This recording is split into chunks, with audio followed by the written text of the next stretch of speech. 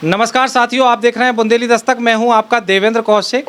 इस समय बुंदेली दस्तक की चुनावी यात्रा चल रही है। चुनावी यात्रा में हम पहुंचे हैं ललितपुर जनपद के बिरधा में, और बिरधा में हमारे साथ आज के मेहमान हैं कांग्रेस पार्टी के वरिष्ठ नेता, पूर्व में बागी रहे, बुंदेलखंड के नामी बागी मलखान सिंह जी उर्फ दद्दा। आपका बहुत बहुत स्वागत है। दद्दा, क्या लग रहा है इस बार चुनाव में, क्या माहौल है? ये लग रहा है, मैं आपको बताएं कि भारतीय जनता पार्टी बौखलानी हुई है।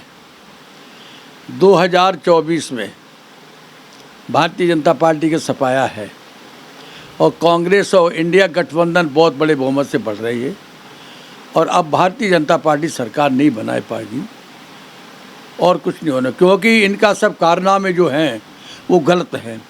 इनके जो नियम हैं, जो वायदे हैं, वो सब जनता के विपरीत हैं, खिलाफ हैं, किसान के विपरीत हैं, महिलाओं के विपरीत हैं, व्यापारी वर्ग के विपरीत हैं। इनने कहीं कुछ नहीं किया। झूठ के अलावा इनके पास और कोई चारा नहीं है। इसलिए जनता ने सोच लिया कि आने वाले टाइम पे हो सकता है कि हमारा वोट डालने का भी अधिकार छीन ले, ये लग रहा है। तो इसलिए जनता ने सोच लिया कि भारी बहुमत से प्रदीप जैन को जिताने का संकल्प लिया। उसमें क्या नाम, झांसी में 2-3 दिन रुके, सारे लोगों से संपर्क किया। हर आदमी की रुझान ये है कि ऐसे नेता की ज़रूरत हमारे यहाँ है जो रोड पे दिखाई दे। प्रदीप जैन का ये रिकॉर्ड रहा कि स्कूटर पे जा रहे हैं और अगर कहीं देख लिया तो वहीं रुक जाना है। बड़े बड़े लोग जो बहुत बड़े पूंजीपति है, वो चुनाव के बाद अपना दरवाज़ा बंद कर लेते हैं। इसलिए लग रहा है कि भारतीय जनता पार्टी की हालत अब गंभीर है। और कांग्रेस पूरे एमपी में बहुत अच्छा चुनाव हुआ, और आज ईपी के अंदर जो लग रहा था पहले से, अब बहुत बदलाव हो गया। अब बदलाव की ज़रूरत भी है। इसलिए आप देख लेना कि 2024 में अब ये सरकार भाजपा नहीं बन पाएगी। दद्दा, चारों ओर भारतीय जनता पार्टी के नेता चिल्ला रहे हैं अब की बार 400 पार, अब की बार 400 पार। ये कितना सही लग रहा है आपको? पहले भी चुनाव नहीं हुआ था, जब चुनाव उसमें टिकट फाइनल नहीं हुए थे तब 370, अब इनको केवल 70 मिलना है। 300 ऊपर चली गई, 370 रह गई, ज़्यादा नहीं है इन पे। पूर्व में आप भारतीय जनता पार्टी में भी रहे हैं, ऐसी क्या आपको कांग्रेस में आने की वजह रही? कैसे कांग्रेस? हम रहे हैं, सब रहे, इसमें रहे हैं। हमारा मकसद रहा है कि अन्याय के खिलाफ पार्टी कोई भी हो, चाहे कांग्रेस जो, अगर अन्याय होगा, अगर बहन बेटी पे किसी पे अन्याय अत्याचार होगा, किसान पे अन्याय अत्याचार होगा, व्यापारी पे अन्याय अत्याचार होगा, हमारी बेटा बेटियों पे अन्याय अत्याचार होगा, तो वह कोई भी पार्टी में तो उसका विरोध करेंगे। अभी भारत में सबसे ज़्यादा ईमानदार नेता कौन है? देख तो रहे आप कितने बड़े ईमानदार बैठे, तो आप ही बताओ कितने बड़े ईमानदार हैं। अभी किसको बताएं कौन कौन? नेता की तो झड़ी लगी है।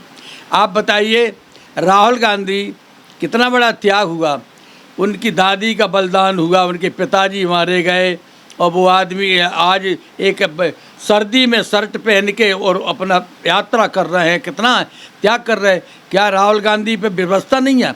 वो अपने कोठी से ही नहीं निकले कभी जीवन में। अरे जनता के लिए त्याग कर रहे हैं। तमाम उन पर टिप्पणी हो रही है। अगले ये है कि ईमानदारी तो होए सो ठीक ही है। अब देख तो रहे आप, ईमानदारी की बात, गारंटी तो उनकी है। गारंटी कैसी गारंटी है? गारंटी तो उनकी सब गारंटी थे उनके पास, खाली गारंटी और कुछ नहीं है। पूरा जीवन आपने जनता के लिए जिया, आप बागी भी बने। हमने 100 बीघा जमीन मंदिर से लगाई अपनी भिंड में। हमने, हमारा ये मकसद था कि राम जानकी की ज़मीन 100 बीघा है, और मैंने कहा सरपंच से, मैं 18 साल की उम्र में ग्राम पंचायत के पंच चुने गए। मैंने कहा कि ये ज़मीन आपकी नहीं है, भगवान की ज़मीन है, माँ की है, आप लगा दो। उनने तमाम झूठे मुकदमे, केस लगाना, गोलियां चलाना, तमाम हमारा नुकसान हुआ। लास्ट में मैंने एक थानेदार से लगा के सीएम तक आवेदन दिया, किसी ने नहीं सुनाई की। हमको मजबूरन ढकेलना पड़ा, जाना पड़ा परिवार छोड़ के।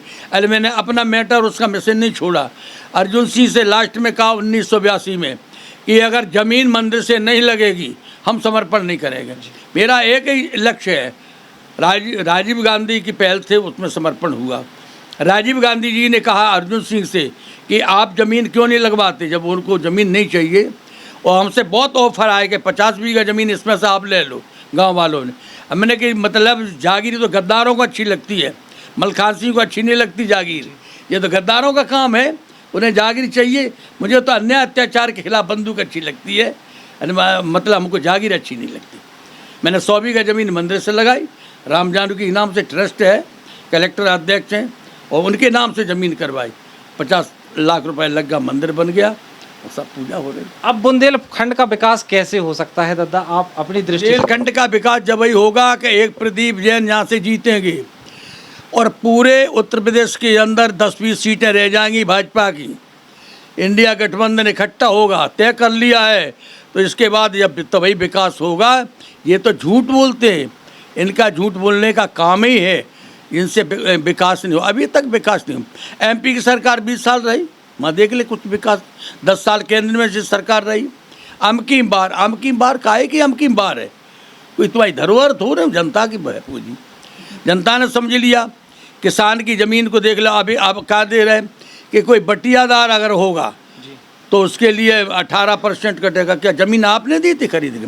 कोई किसी की पति अगर वृद्ध है और 5-10 बीघा ज़मीन उसके पास है, अगर वो किसी पे बटाई पे देगा तो और कौन खेती करेगा? क्योंकि तुम्हारे फार्मूले अलग हैं, तुम्हारे नियम है। किसान का कर्ज माफ़ नहीं है, बड़े बड़े माफियाओं का माफ़ कर रहे हैं, देश को बर्बाद कर रहे हैं, खजाना खाली कर दिया, तुम्हारे पास क्या बचा? नहीं? अब वो कह रहे हैं कि हम जनता को फ्री में राशन दे रहे हैं।